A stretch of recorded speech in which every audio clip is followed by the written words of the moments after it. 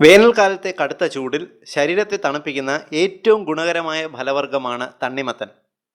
ഏറ്റവും കൂടുതൽ സോഡിയവും പൊട്ടാസ്യവും വൈറ്റമിൻ സിയും അയണും 92% ജലാംശവും അടങ്ങിയിട്ടുള്ള തണ്ണിമത്തൻ വേനൽക്കാലത്ത് അമൃത് പോലെ കഴിക്കാവുന്നതാണ്. എന്നാൽ തണ്ണിമത്തൻ വാങ്ങുമ്പോൾ ശ്രദ്ധിക്കേണ്ട ചില കാര്യങ്ങളുണ്ട്.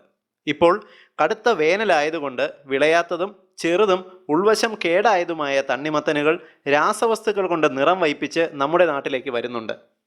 വാങ്ങിക്കൊണ്ടുവന്ന് മുറിച്ചു നോക്കുമ്പോൾ മാത്രമേ അമളി പറ്റിയത് തിരിച്ചറിയുകയുള്ളൂ.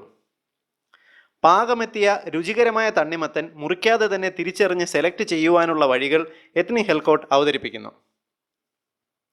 കാഴ്ചയ്ക്ക് ചതവോ പൊട്ടലോ ഇല്ലാത്ത ഒരേ നിറത്തിലുള്ള ഡിസൈൻ ചുറ്റുമുള്ള തണ്ണിമത്തൻ തിരഞ്ഞെടുക്കുക.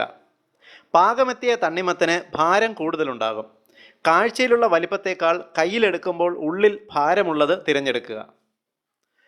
തണ്ണിമത്തൻ്റെ ഏതെങ്കിലും ഒരു ഭാഗത്ത് മഞ്ഞ നിറം ബാധിച്ചത് തിരഞ്ഞെടുക്കരുത്. കാരണം ഈ നിറം ചേർന്നവയ്ക്ക് പാകം കുറവായിരിക്കും. മുറിച്ച് ഉപയോഗിക്കുമ്പോൾ മധുരവും കുറയും. പാകമെത്തിയ തണ്ണിമത്തനിലെ ഡിസൈൻ കടുത്ത പച്ച നിറത്തിലായിരിക്കും. ഡിസൈനിലെ പച്ച നിറം നന്നായി തെളിയുന്നത് കാണാം.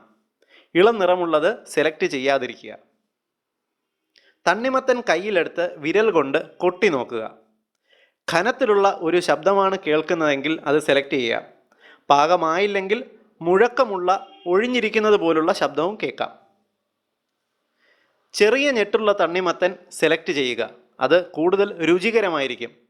മെലിഞ്ഞു വളഞ്ഞ ഞെട്ടോടുകൂടിയ തണ്ണിമത്തൻ മധുരം കൂടുതലുള്ളതായിരിക്കും. ഈ കാര്യങ്ങൾ ഓർത്തിരുന്നാൽ നിങ്ങൾക്ക് പാകമായ രുചിയേറിയ തണ്ണിമത്തൻ വാങ്ങാൻ സാധിക്കും. പൊതുസമൂഹത്തിന് ഏറ്റവും ഉപകാരപ്രദമായ ഹെൽത്ത് ഇൻഫർമേഷൻ നിങ്ങൾക്കായി അവതരിപ്പിച്ചത് ethnihealthcode.com.